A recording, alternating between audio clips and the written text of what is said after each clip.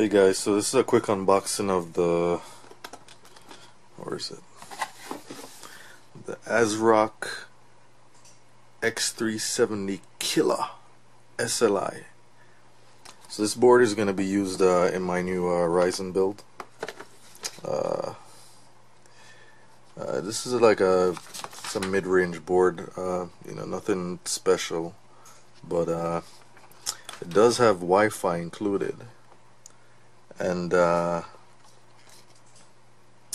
this has this Asrock RGB LED thing that I'm gonna be checking out. Yeah, I think it's actually on the board, so that's cool. I didn't know this board had this feature, but that's great. Alright, so you know, some manuals, you know, quick installation guide, a little screw. What's this? Like a SLI bridge. Yeah, and that's the thing. The 370 is actually the board in AMD's range, or the chipset, I should say, in AMD's line that supports SLI. So because this is gonna have a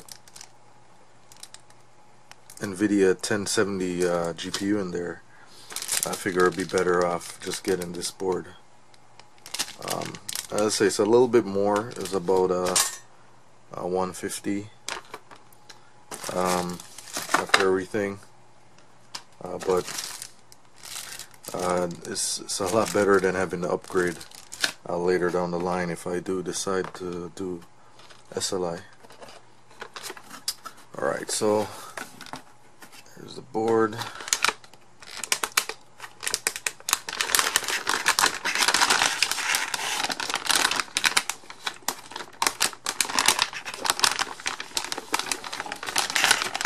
Yeah, so I'm not actually going to take it out just yet, because I flew in on my case from Amazon, and not too happy with Amazon at the moment, because they, after 3 days of ordering the case, they decided to tell me that they couldn't get it in stock, or wasn't in stock, or they couldn't ship it, and I had to do a last minute order of another case. But the good thing is the customer service guy was pretty helpful and said that they would help me out with the shipping charges, so I guess we'll see how that goes. Alright, so yeah, so this was a kit on Newegg. I got some memory here. I don't really like the design much, but you know, it was cheap. And then the actual Ryzen CPU in this box with the Wraith cooler. So stay tuned. We'll be building this rig in a couple days, and hopefully have some good video for you guys. Maybe a few benchmarks. We'll see. Alright guys, so it's official. Build day. Alright, so I did this video a couple days ago.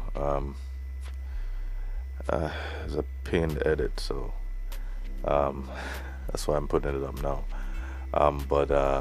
Yeah, and sorry for the voiceover, but this was the only way to, since the high-speed time-lapse, it was the only way to get some voice on the video. But here you can see the Zalman case. This case is really good. I mean, it's kind of flimsy, but it comes with 5 fans, and fans are expensive. So, you know, it cost me, I think 60 something bucks. As I said in the last video, Amazon kind of messed up on the shipping, but they came through. They refunded my overnight shipping. The board that I'm using is Asrock x370 SLI AC, and it has Wi-Fi built in, and I know I give some info on it in the beginning of the video, so I won't go too much into that, but it's a really good board. It's stable, overclocks well for what it is. I'm not getting any crazy speeds, but I was able to get the 1600 up to 3.85 gigahertz, which is a pretty decent overclock. A lot faster than the the 930 i7 that was in there before. It's really good. It's been very stable voltage. I think I'm using 1.35 volts.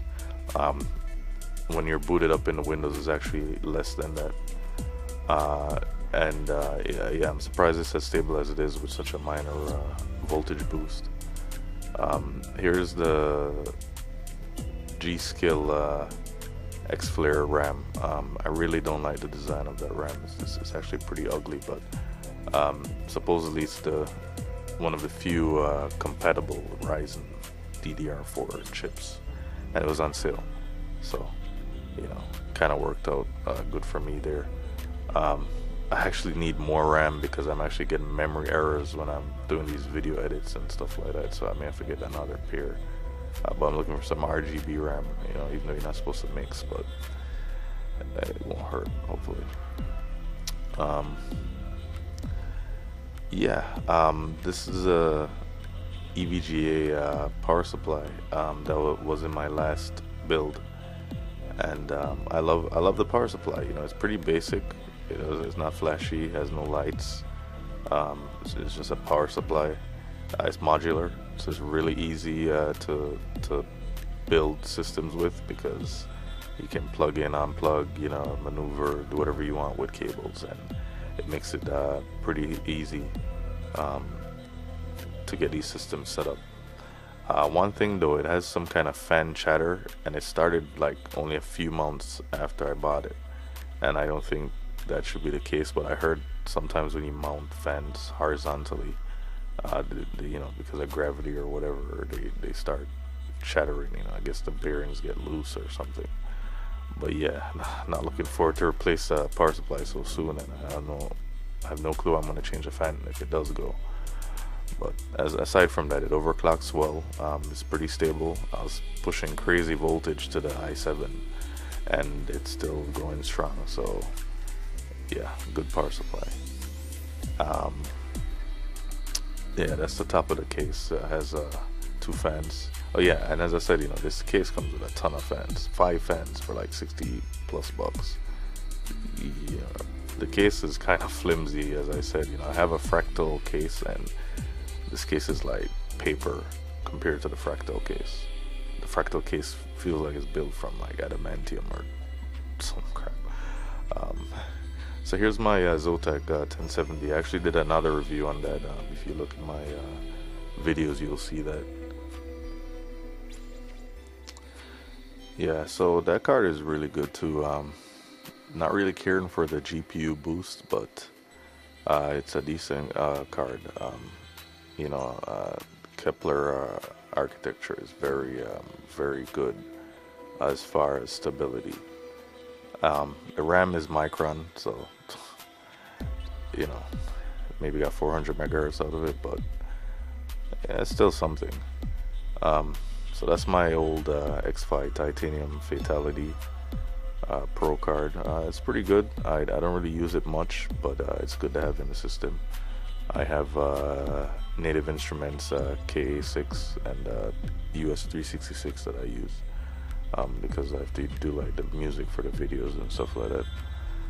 That's my old GTS 450 card. Is strictly for physics. Still works. I haven't maxed it out yet in some of the benchmarks. It's getting close though. It's getting up to like 80%, but still works. So I just put it in there. Plus I use to drive 2 extra monitors, so I have like 5 monitors total. Added some cable management. Not too good as you can see, but this case offers a decent cable management. You know, I can't say.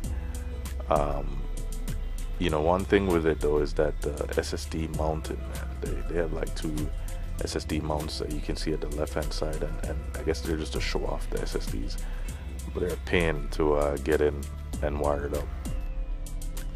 Yeah, I actually ended up mounting my my SSD upside down because that was the only way that I could get the cables onto it. Yeah, so that part, it would be nice if they actually offered you know, you the ability to run the cables on both sides. But you know, it does look good.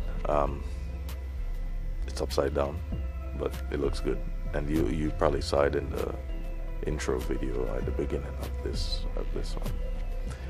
So you know, just running power cables, doing a little bit of cable management.